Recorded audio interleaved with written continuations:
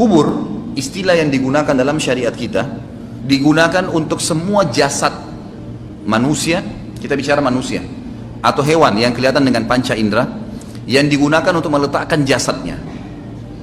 Baik itu tanah, lautan, udara, dimanapun jasad dia wafat pada saat itu, maka berarti itu kuburannya. Seperti contoh begini, bagaimana kalau seandainya sekelompok muslimin naik kapal, perjalanannya jauh, anggaplah sebulan perjalanan, 2 minggu perjalanan atau seminggu perjalanan, mereka berada di tengah-tengah lautan, lalu ada satu kru kapal yang mati. Di mana dikuburkan? Di lautan. Caranya bagaimana? Dia dimandiri, dikafani seperti layaknya jenazah, kemudian ditaruh beban batu di badannya, lalu dicemplungin di lautan. Itu kuburannya. Jadi istilah kubur adalah semua tempat yang akan diletakkan jenazah atau jasad seseorang yang mati. Itu juga termasuk hewan ya. Kalau jin itu kita tidak tahu karena memang tidak dibahas dalam syariat, tapi hewan juga sama. Ya, umumnya hewan itu tidak dikuburkan, kalau dia mati maka biasanya dimangsa oleh hewan-hewan yang lain. Tapi kita bicara luar lingkup manusia lah, lebih kerucut lagi. Maka seperti itu.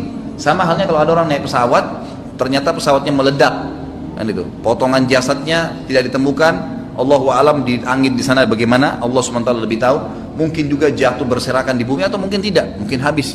Maka sama saja dianggap kuburannya dia di situ. Tetapi kalau ada orang yang meninggal normal di dalam syariat kita, dikuburkan di tanah, dikuburkan di tanah.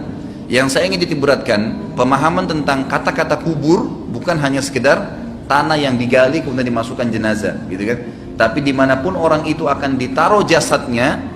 Kalau tadi dia meledak di atas kapal atau dia ditenggelamkan di lautan, kalau dia meninggal di darat itu tentu tidak boleh kecuali harus dikuburkan. Dimasukkan, maksudnya jadikan kuburannya dalam tanah, dan tentu ada hukum syar'i sendiri ya.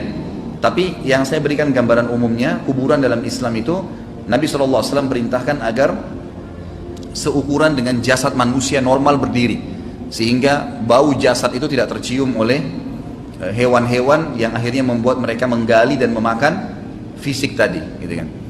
Juga satu hal yang berhubungan dengan kuburan ini, jasad manusia utuh misalnya kita anggap normal, dia utuh dikafani. Jasad ini sebenarnya hakikatnya seperti pakaian, seperti pakaian. Jadi kalau seseorang itu melepas pakaiannya, lalu kemudian dia biarkan jatuh di lantai, seperti itulah, tidak bisa bergerak pakaian itu kecuali dia pindahkan sendiri. Jasad kita seperti itu sebenarnya.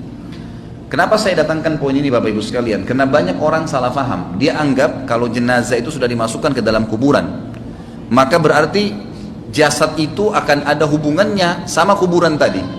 Padahal ini simbolik saja. Ini hanya simbolik. Jadi seperti baju yang pernah kita pakai dimasukkan ke dalam tanah, seperti dimasukkan ke dalam lemari, ya. Kemudian disimpanlah di situ. Nanti dengan hikmah Allah SWT akan dimakan oleh tanah. Tidak ada hubungan sama sekali dengan ruhnya. Tidak ada lagi hubungan dengan ruhnya di kuburan tadi, di tempat diletakkan jasad itu.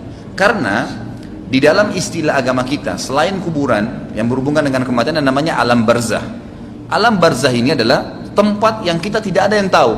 Nabi Muhammad SAW dan para sahabat pun tidak ada yang menukil, tidak ditukil kepada kita di mana itu alam barzah. Kalau bagaimana ada keterangannya, di mana kita tidak tahu. Jadi ruh itu pada saat dia proses dikeluarkan dari jasad manusia, seperti dilepas dari baju, bajunya sudah tergeletak, bajunya oleh Allah disuruh cuci bersih, ditaruh di tempat yang Allah suruh perintahkan, itulah kuburan, gitu kan. Ruhnya ini dibawa oleh Allah SWT ya, ke alam barzah. Baik dia meninggal di udara terbakar, tidak ditemukan lagi jasadnya, tinggal ruhnya, atau dia meninggal di lautan dimakan oleh ikan jasadnya, atau dia meninggal normal, meninggal di atas ranjangnya, sama saja. Ya, jadi ruhnya akan dibawa ke alam barzah, dan alam barzah ini Allahu alam di mana tempatnya, tapi dia ada.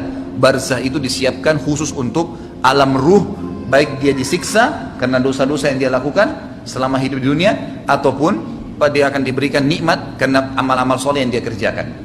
Dalam Islam kita punya keyakinan bahwasanya kuburan tadi tempat diletakkan jasad dan ya, alam barzah itu dua-duanya itu punya kehidupan. Kalau kuburannya sendiri tempat diletakkan jasad itu hanya simbolik diletakkan, tapi yang lebih difokus sebenarnya adalah masalah alam barzahnya.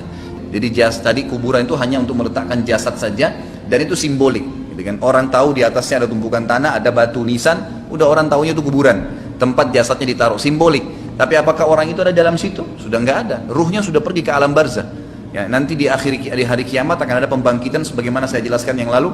Allah turunkan hujan, lalu menerpah tulang-tulang ekor yang tersisa, kemudian tumbuh dibuat jasad baru, baru ruhnya kembalikan, dibawa dari alam barzah, ditiupkan atau dimasukkan kembali ke dalam jasad yang baru.